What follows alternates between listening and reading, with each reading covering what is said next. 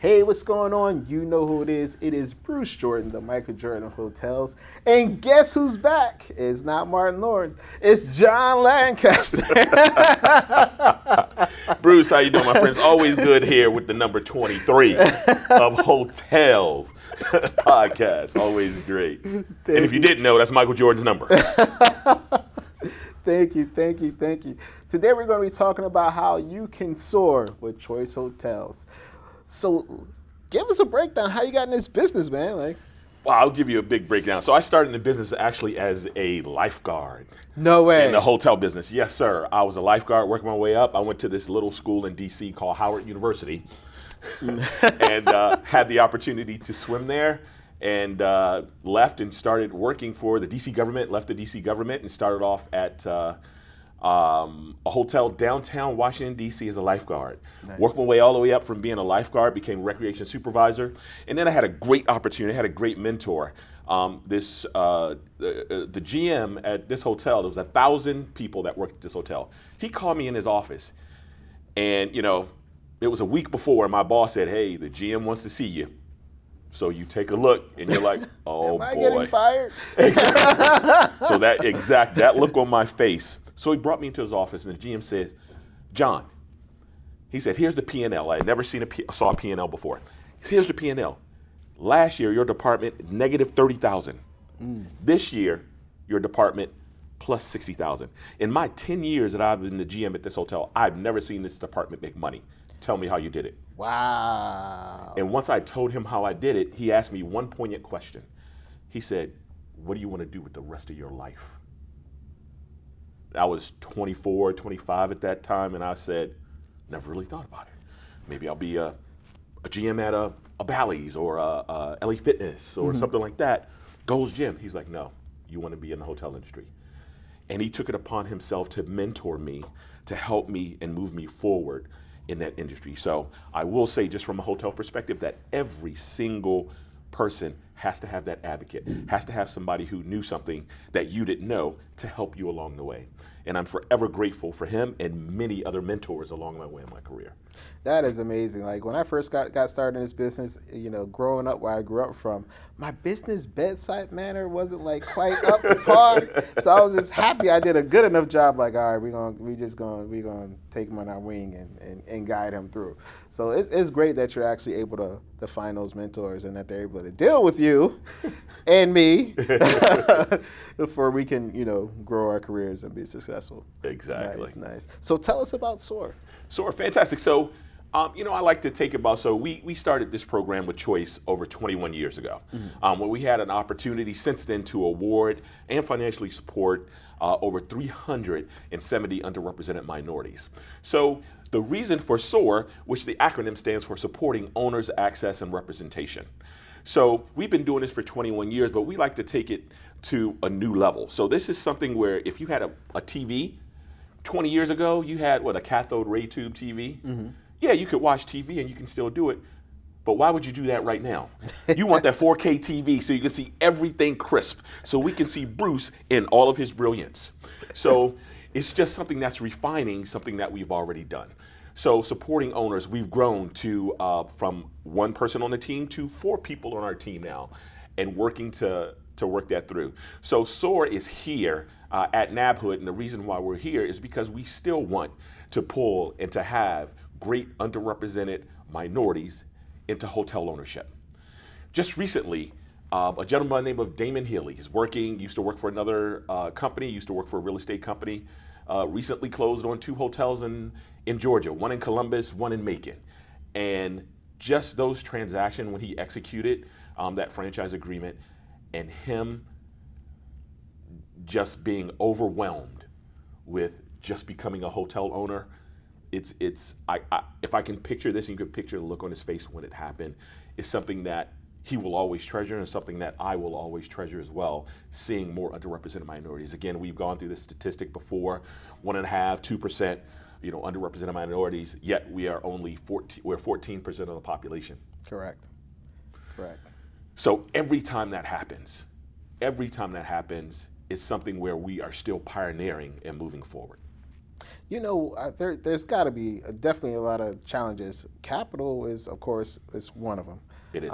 But I feel like, especially when we're first getting into this business, they get blindsided by the operations side of it. So I feel like one of the things that they really don't prepare themselves for is like when things break down. You know what I mean? So, which is something you really don't have to worry about when you're building from the ground up. Exactly. So let's talk about new development. Like, what's that process like, and how does Choice get involved in those new development projects? Right, fantastic. You're completely correct that an acquisition is completely different from a new development project. And what we like to say to people in already in some type of real estate development, people who've done it before, you can lean into that. Some people, shy away from it a little bit and sort of want to go from an acquisition route. But from new development, you're looking at trying to, number one, identify an area or location where a hotel is going to be viable, okay? Just because your nana owns land, out in 80 acres somewhere in the middle of a farm and you want to build a hotel, it's probably not going to work. So that's the first thing you want to take a look at with that location. What demand generators are going to be around that are going to fuel the hotel, fuel the customers that are coming in. Just because you have a huge demand generator, i.e. Orlando, in Disney World. So what is the major feeder for demand in Disney World, Bruce? Universal. Yeah, Universal, Disney, whatever that is. SeaWorld. Right. But what happens if all of a sudden they shut their doors? Your hotel is going to become a homeless shelter. Exactly. So that's where you have to look for, multiple demand generators. I'm not saying Disney World is closing or Universal Studios is closing, but you want to take a look at that when you are looking at your new development. You want to know what's coming in the future. And a lot of things that, new hotel owners miss in that new development is making sure you're contacting the Economic Development Board. Know what the 5-year city municipality plan is. Know where they want to see their 20-year plan. Know your exit strategy before you start even building a hotel. Most people, they get involved in the glitz and the glamour of a hotel, and I have this. And you mentioned before that they don't understand the operational aspect. Yeah. And once they do that, which is very important, it's great to own a hotel. It's great to have a great management company, but you as an owner need to know that process as well. As a management company, I get the number one reason why I get fired is because the hotel is worth twice as much as it was when I first took over the hotel. And now they can sell it for double the amount of money.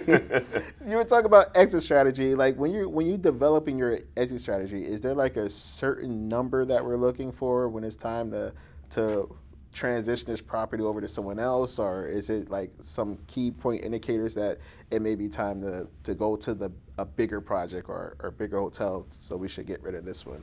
Or it could just be the building is old and you don't want to pay for it anymore. It's different for every single owner. They want to know what they want to do. Some people want to have that property as a legacy property. I'm going to save this and I'm going to give this to my kids. Some people know going in, I want to get this hotel up, develop, get it up to stabilization, and sell it in 3 to 5 years, because that's my exit strategy, that's my business plan. It all depends on what your business plan is. But a lot of times your business plan goes out of the window. If you're developing this hotel and open it and you've spent $10 million on that hotel and somebody's offers you $20 million for that hotel, you have to stop and take a look at it, even though you wanted it to be a legacy property. Yeah. So those plans are going to change. I don't think there's a magic number when someone wants to sell their hotel, but if they stick again with that 3 to 5 year business plan period, which a lot of developers like to do, that's sort of their exit strategy. But they'll get stuck in too. They have an operating, they'll start having a better operating profit, a better operating model. And now it's cash flowing. It's a cash flowing hotel and they don't want to sell it. So it all depends on what the environment is going to dictate. Now you do a lot of conversions as well. Like you'll take over a property and get it up to standards and say, hey, okay, now we can rock. What people really don't understand about conversions is that you really need to know the shelf life of a hotel. Yeah. So like for instance, sheetrock only lasts 30 to 40 years before you have to demo it and replace demo it and replace all the sheetrock inside the hotel. And then you have your soft goods, your hard goods. You have the issues with plumbing, electricity, so on and so forth. So what are some of the things that you recommend that they look out for when they're buying a hotel as an acquisition? Great question. I just had had lunch with a gentleman in the insurance industry. Commercial insurance, a lot of people don't really think about that cost. That cost is going to go high. Anything that happens at your hotel, once you have that hotel, hey, yes, the insurance company's going to pay, and then your rates are going to go up. So, but there are certain things you can do, with insurance. If you can have that commercial person come in and walk the property with you. Maybe you had, before you're purchasing that hotel, your insurance is going to be X because you have certain fixtures for your water and plumbing. Certain electrical panels haven't been done in the last 20 years. And you want to know that, and that's going to decrease, again, your commercial insurance costs. So some of those things. Another thing from an acquisition as well, you want to take a look at, like I said, in the business, what's going to happen in the past. Where's that brand going to go? If you're going to buy it, is that hotel encumbered with a brand? You want to make sure that even if it is that 20 or 30 years old, hey, this hotel brand may only take interior corridors 3 levels and above, where this hotel may be, two stories and exterior corridor. So you want to take those into consideration when you're purchasing that hotel. What brand to convert to? Do you want to convert it to a brand? Do you want to convert it to an independent property? Is it something where it makes sense? We're down here in Miami. If you put down the Bruce Jordan 23 hotel without a brand and it's 10, 11 rooms, everybody's going to know where that is. Does that need a distribution system? It may not. But in the other opportunity, you have a brand, and the distribution that we have and the marketing reach may be worth you having that. So it all depends, some of those things you want to make sure you take into consideration with that hotel. That is actually great advice.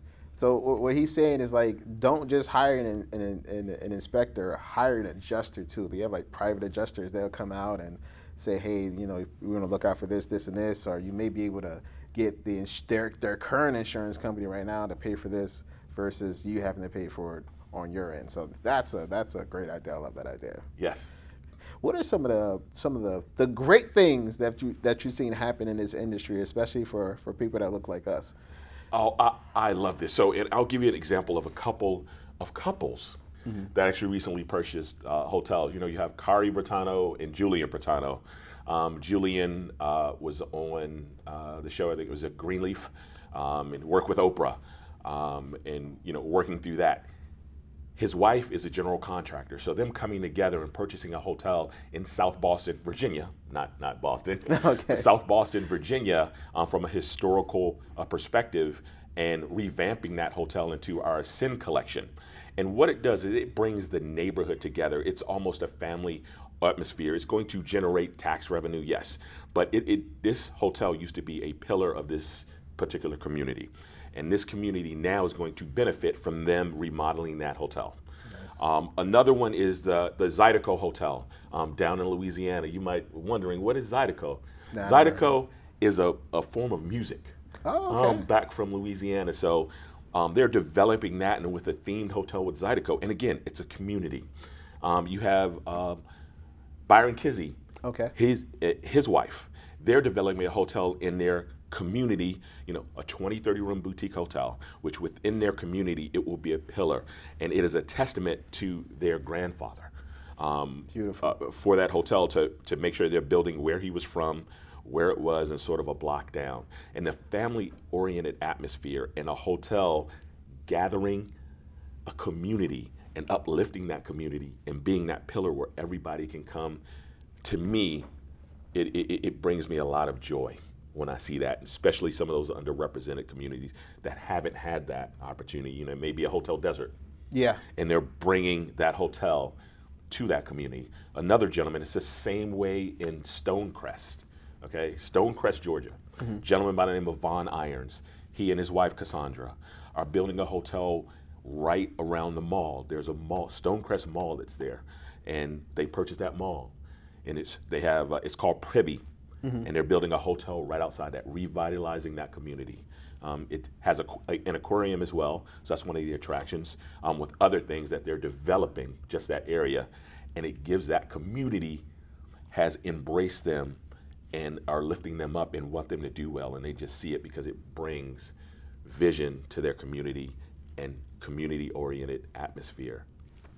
That is amazing. That is amazing. Listen, do not be afraid to put your culture inside of your hotel and bring the community in there, because at the end of the day, the community is what's going to keep your hotel going.